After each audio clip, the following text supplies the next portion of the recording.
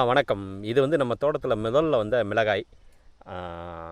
இப்போ தான் முதல் களையே எடுக்கிறோம். ஆனால் அதுக்குள்ளேயும் நமக்கு வந்து மிளகாய் வந்து வந்துருச்சு.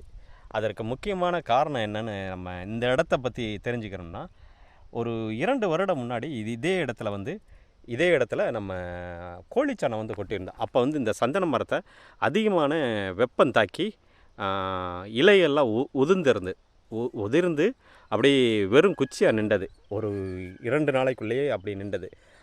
பிறகு அதுக்கடுத்து சாணங்களை எடுத்து இந்த பக்கம் தள்ளி போட்டு, அதாவது கோழிச்சாணங்களை தள்ளி போட்டு பிறகு அதுக்கடுத்து இந்த வச்சுருந்தோம். பிறகு தான் சந்தன மரம் வந்து கொஞ்சம் மேலே ஏறிச்சு. அந்த இடம் தான் இந்த இடம். இந்த இடத்த பற்றி நமக்கு தெரிஞ்சுக்கிட்ட அதாவது கோழிச்சாணம் 2 வருடத்துக்கு முன்னாடி கொட்டினதுனால தான் இந்த அளவுக்கு மகசூல் வந்து இந்த இடத்துல வேமா செடி வந்து இருக்குது. இதுவே மற்ற பகுதி விவசாயிகள் வந்து மற்ற பகுதியில் வந்து இந்த அளவுக்கு செடிகள் வந்து அதிகமாக வந்து வளர்ச்சி வரலை.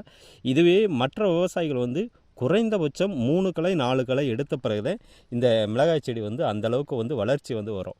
நான் ஜீவாமிர்தமோ பஞ்சகாவியாவோ மீனமிலமோ அந்த அதாவது அமிர்த மற்ற ஊட்டமின்றி தொழு எதுவுமே அடிக்கலை. அதாவது மண் வளமாக இருக்கும்போது வந்து பழைய உரங்கள் கீழே வளமாக இருக்கும்போது வந்து செடிகள் வந்து அந்தளவுக்கு வளர்ச்சி வந்து வந்துடும். அதே மாதிரி இடைவெளி இது ஒவ்வொன்றுக்கும் சுமார் ஆவரேஜாக 3/4 அடி முதல் 1 அடி வரையிலும் வச்சுருக்கேன். இந்த வரிசை வந்து இந்த பக்கம் பார்த்தோம்னா சுமார் ஒரு 2.5 முதல் 3 அடி வரிசை வந்து வச்சுருக்கேன். அதுதான் காரணம். செடிகளோட வளர்ச்சியை பார்க்கும்போது நமக்கு நன்றாக தான் இருக்குது. இடையில மரக்கண்டு வந்து ஒரு சில இடத்துல இருக்குது. மரக்கண்டு இருக்கிறதுனால என்ன பாதிப்புன்னு சொன்னோம்னா, முக்கியமாக வந்து அணில் வந்து அதிகமாக வந்து தங்குறதுக்கு மரங்களில் தான் அதிகமாக வந்து தங்கும். அது அந்த நேரம் நான் எப்படி பாதுகாப்பு பண்ணுறேன்னு அந்த வீடியோவும் கொடுக்குறேன். இதே நேரத்தில் நான் முதல் களை எடுத்து முடிக்கும்போது இவ்வளோ வளர்ச்சி வந்திருக்குன்னா அதற்கு முக்கியமான காரணமும் கீழே மண்ணோட வளமும்.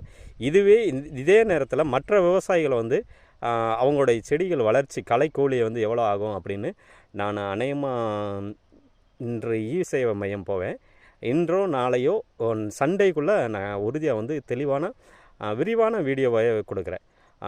களைச்செலவை கம்மி பண்ணணும்னு நினச்சோம்னா பிளான் பண்ணோம்னா இந்த மாதிரி வரிசை நடவு பண்ணுறது மிக சிறப்பு. அப்படி பண்ணால் மட்டும்தான் களைச்செலவை கம்மி பண்ண முடியும். இல்லைன்னா பழைய காலத்து முறையில் வந்து நம்ம நெருக்க நடவு பண்ணோம்னா அதில் என்ன ஆகும்னா களைக்கூலி அதிகமாகும் போது கொத்துவனை வச்சு, அதாவது களை எடுக்கிறத வச்சு வெட்டினாங்கன்னா இப்படி மேலாப்பில் தான் வெட்டுவாங்க. மேலாப்பில் வெட்டும்போது செடி வந்து மேலே வந்து வெட்டுப்பட்டுருக்கும். திரும்ப கீழே ஈரம் இருக்கும்போது திரும்ப முளைச்சி வரும். ஆக மொத்தம் 2 தடவை 3 தடவை கொடுக்குற மாதிரி களைக்கு ஒரே செடியை வெட்டுறதுக்கு 2 தடவை 3 தடவை வந்து களை செலவு கொடுக்குற மாதிரி ஆயிரும். இதை